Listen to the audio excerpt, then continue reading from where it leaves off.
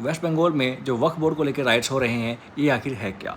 जो मुस्लिम लोगों का एप्रीहेंशन है कि ये अमेंडमेंट उनके राइट्स के साथ छेड़खानी करता है, क्या एक्चुअल में ऐसा है? आइए समझते हैं। वक्फ बोर्ड क्या है? वक्फ बोर्ड बेसिकली वक्फ की प्रॉपर्टी को मैनेज करता है। वक्फ बोर्ड में 3 तरह की प्रॉपर्टी होती है। पहला, एक जो मुस्लिम लोगों ने डोनेट की है आउट ऑफ विल। दूसरा, जिस पर कोई रिलीजियस एक्टिविटी होती है उनकी। तीसरा, अगर किसी का कोई लीगल हेयर्स नहीं बचा है तो वो प्रॉपर्टी अल्टीमेटली वक्फ बोर्ड के पास चली जाती है, और इन सब को मैनेज करता है वक्फ बोर्ड। और इस एक्ट में सबसे खतरनाक सेक्शन है सेक्शन 40, जो पावर देता है वक्फ बोर्ड को, जो किसी भी प्रॉपर्टी को वक्फ की प्रॉपर्टी क्लेम कर सकता है। मतलब अगर वक्फ बोर्ड को लगता है कि ये प्रॉपर्टी उनकी है और ये वो मान के चलेगा कि ये प्रॉपर्टी वक्फ बोर्ड की ही है, आपको प्रूव करना है कि वो प्रॉपर्टी वक्फ बोर्ड की नहीं बल्कि आपकी है। अगर आपको उसकी अपील करनी है, आप उसकी अपील भी उनके ही ट्राइब्यूनल में कर सकते हैं, और उस अपील का फैसला आप कहीं चैलेंज नहीं कर सकते। अब इससे हो क्या रहा है, आपने रिसेंटली देखा होगा, वक्फ बोर्ड ने तमिलनाडु का एक पूरा पूरा हिंदू गांव ही अपना क्लेम कर लिया। केरला में कितनी ही चर्च हैं जहां पे वक्फ बोर्ड अपना क्लेम करके बैठा हुआ है। जिस लैंड पे अभी महाकुंभ हुआ था उसको भी वक्फ बोर्ड अपना क्लेम करता है। इवन पार्लियामेंट को भी वक्फ बोर्ड अपना क्लेम करता है। इंडियन आर्मी, इंडियन रेलवे के बाद जो तीसरी सबसे ज़्यादा प्रॉपर्टी बियर करता है वो है वक्फ बोर्ड।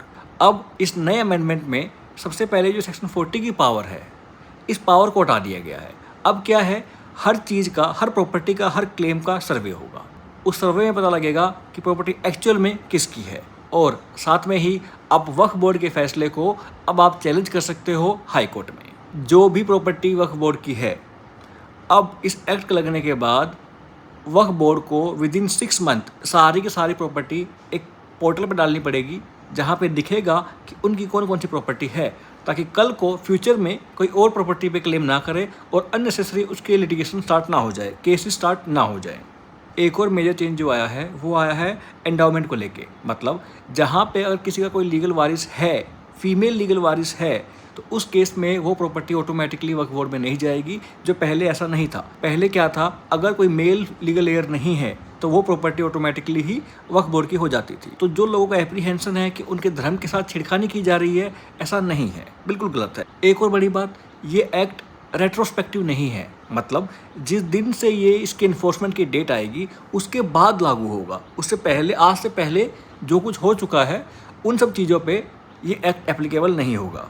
ये जो अमेंडमेंट आया है, ये वक्फ बोर्ड की एक्टिविटीज़ में एक ट्रांसपेरेंसी लेके आता है। इसमें किसी भी रिलीजियस एक्टिविटी को किसी भी तरह से कोई हैम्पर नहीं किया गया है, ना ही किसी भी मुस्लिम के राइट्स को इसमें इम्पेक्ट किया गया है। ये इनके नेताओं की र्यूमर्स हैं जो हज़ारों एकड़ लैंड लेके बैठे हुए हैं। इनसे अगर कोई भी इम्पैक्ट होगा, उनकी मनमानी इम्पैक्ट होगी, किसी भी मुस्लिम समाज के लोग को किसी तरह की कोई भी आपत्ति नहीं है।